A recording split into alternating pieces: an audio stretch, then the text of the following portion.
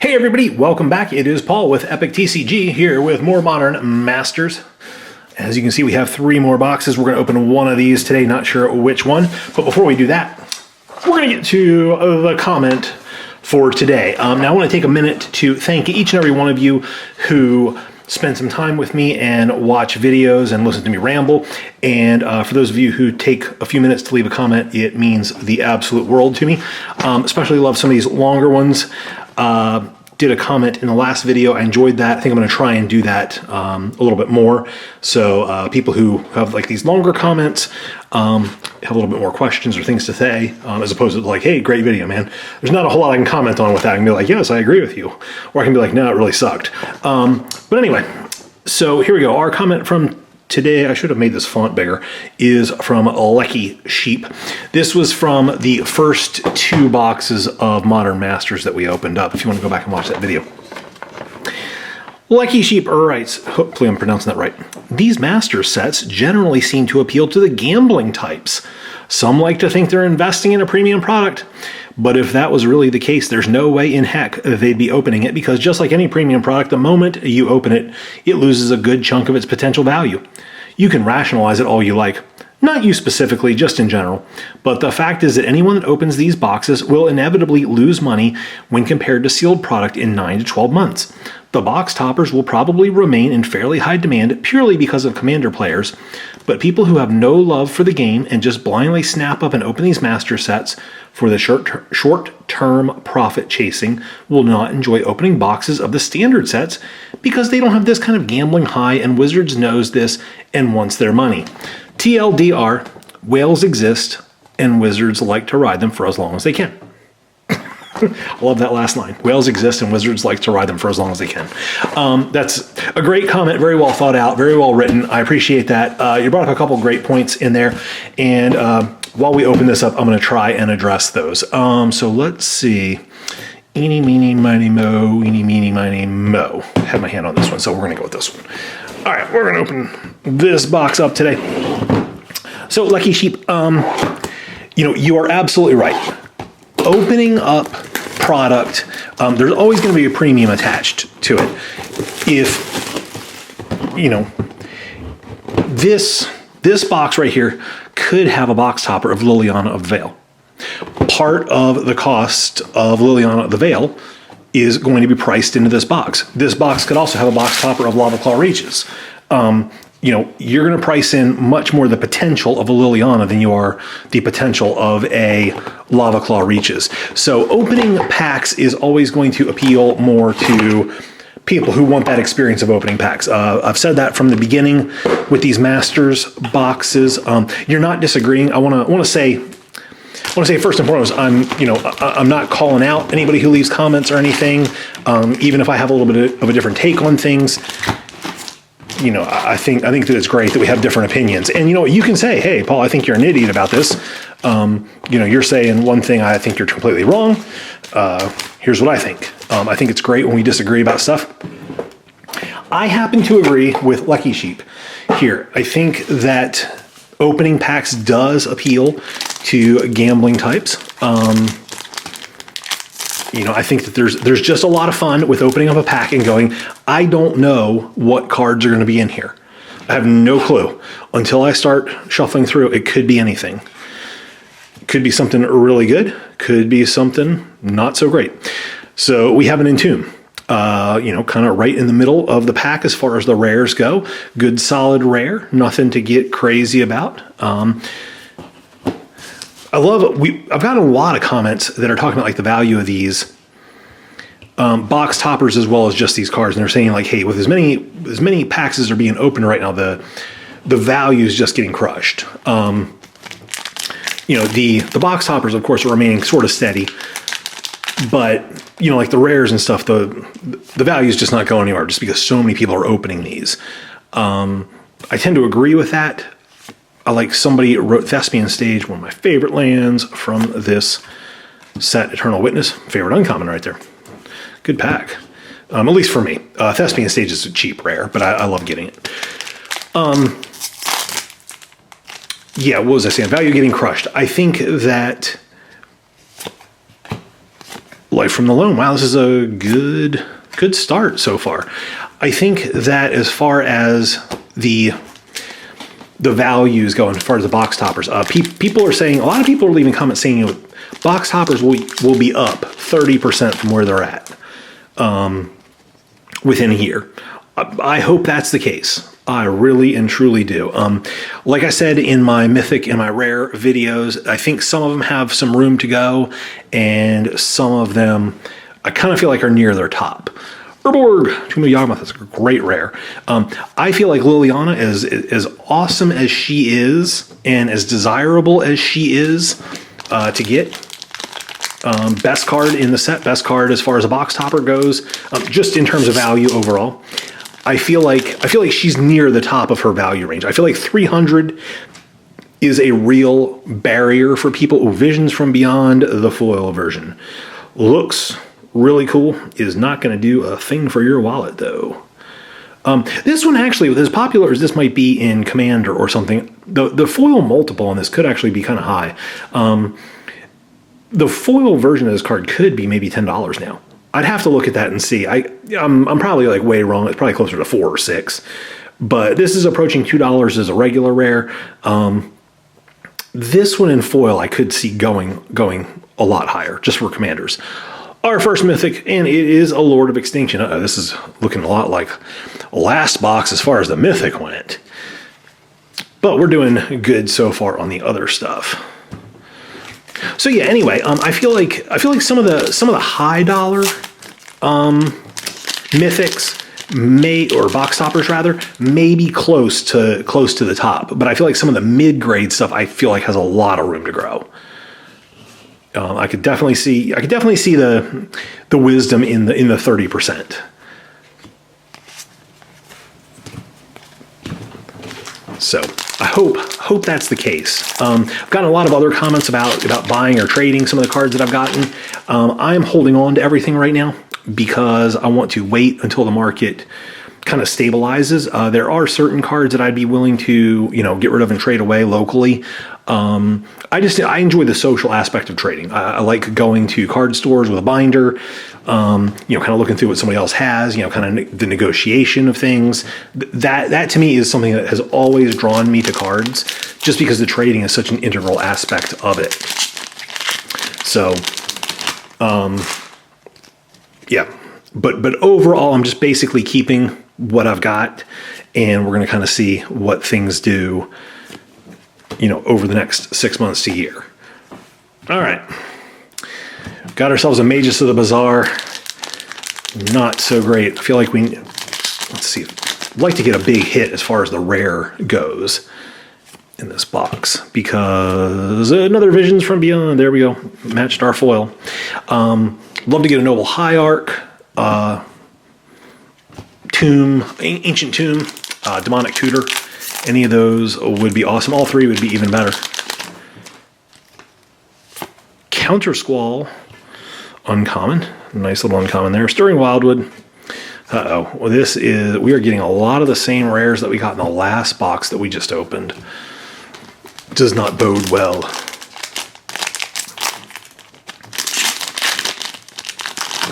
So in the first 12 boxes of these that I opened, it was interesting because I only got like one of some mythics or some rares. Now that's not as surprising as it should sound, or it's not as surprising mathematically as it maybe sounds, because here's the deal. There's 20 different mythics you can get, and you get on average 3 per box. Remember, sometimes you get 4, very rarely do you get 2, but 3 is a good solid average of what you're going to get. And we're talking about the regular ones, not the foils. Slippery Boggle foil, it's pretty cool looking. Vengevine, there's our second mythic. Middle of the road, about a $15 mythic. Anyway, so with 20 different mythics to get and getting 3 per box, the math becomes pretty easy. You're going to need 6 boxes, 6 2/3 boxes to get one of every mythic, assuming perfect distribution, which we know that that's not the case.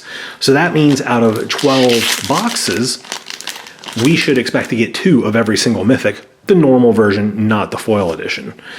So Liliana of the Veil was a real good example. Hey, Phyrexian Altar, that's a good rare. Kitchen Finks, it's a great uncommon. Liliana was a great example. Out of our 12 sealed booster boxes, we only got one regular Liliana. Now, we did pull a foil Lily, which was awesome, but only one regular Liliana. So, quite surprising. We pulled no Lord of Extinction, so that was kind of awesome. I like talking about that. We only got one Platinum Empyrean, only one Sigarda, Host of Herons, or was it two Sigardas? I can't remember. Tassagar, oh man. So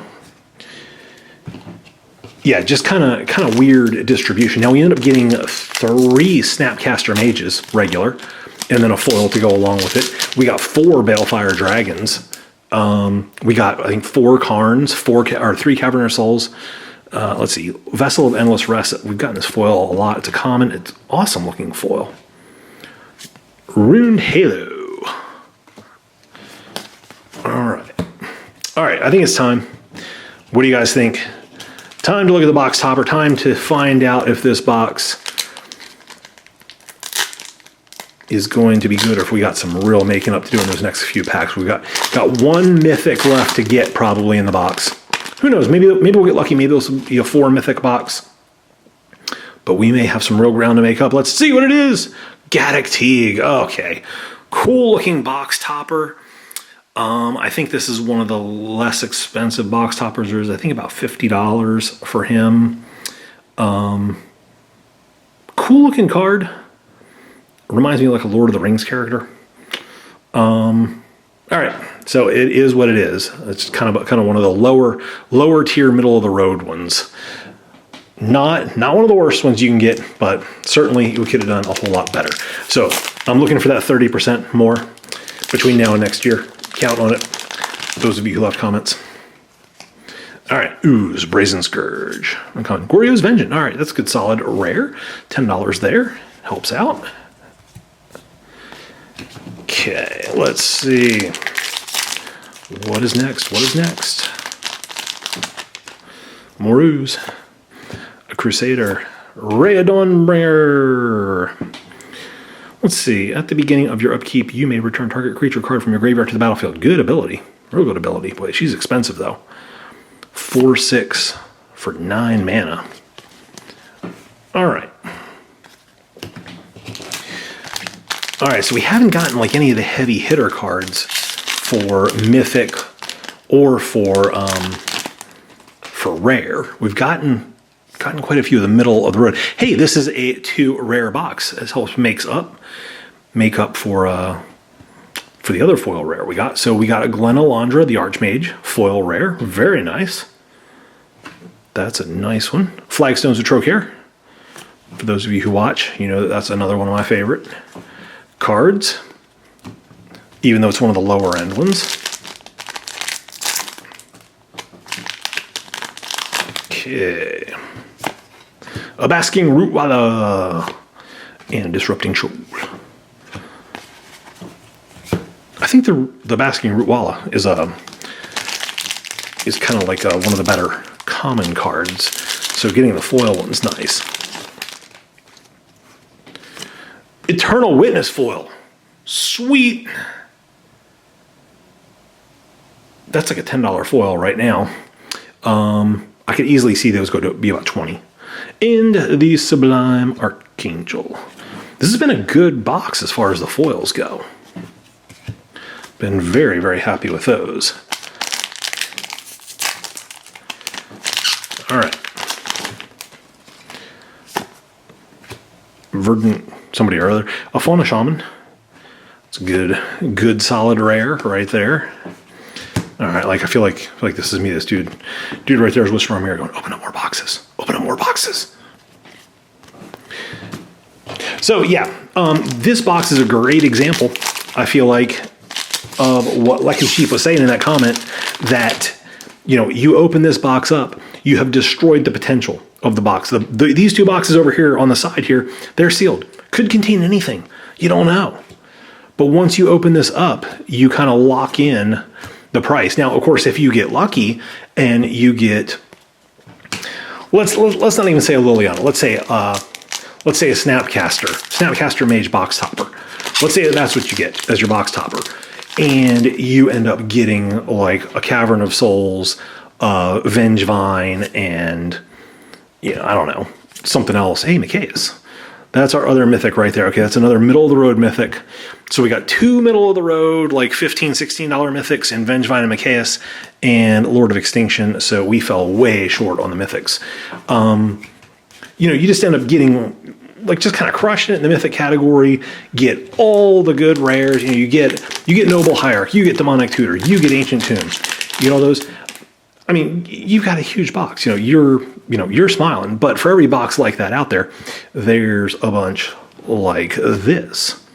So, all right, back to basics was our final rare. Let's go ahead and let's take a quick peek back here, kind of see how we did. I don't have my iPad right here to look up Gaddock Teague.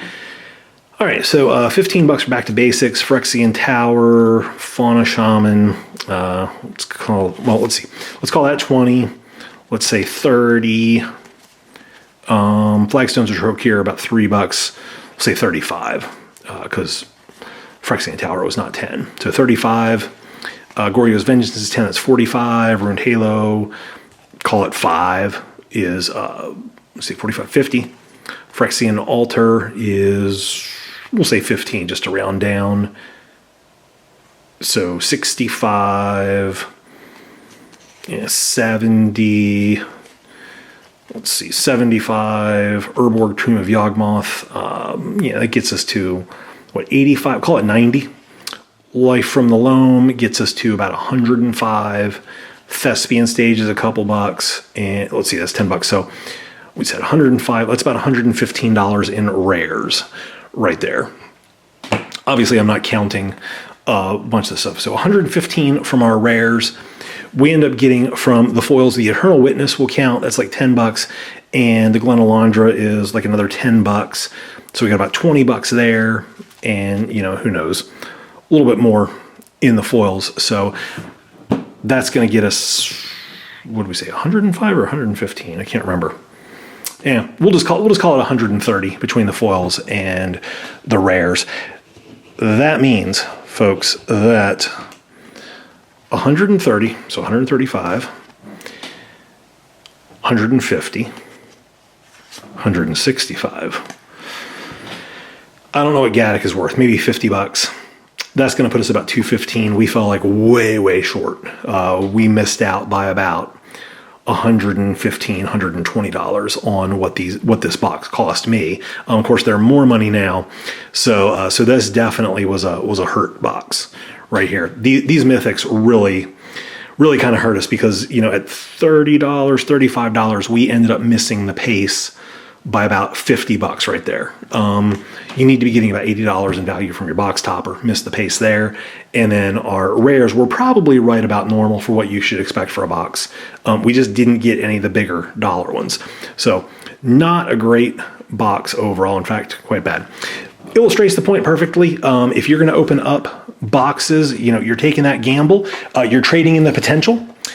You're trading, like, you could sell this box right here for $350 today, maybe $360, but you don't know what's inside of there. It could be a $600 box. We've opened up $600 boxes here on this channel, and more often than not, you end up coming real close to breaking even with the boxes. So it's like, you kind of win a few, lose a few, but every now and then you hit that grand slam home run, which is kind of what I like. So yeah, illustrates the point perfectly. The opening of boxes does appeal to gamblers because I was able to buy multiple boxes and I'm able to kind of even that flow out. I'm completely fine with opening boxes. If you only had a limited amount of money and you could only buy like one box, man, that would be tough, because if you open up this box that we just opened up, that would be pretty sad. You would be a sad panda. But, if you open up the $600 box, you're like, woohoo, when can I do that again? So I don't know. So anyway, great comments. Thank you guys again for spending some time with me. Thank you for watching. Sure do appreciate it. Hope to see you next time. See you later.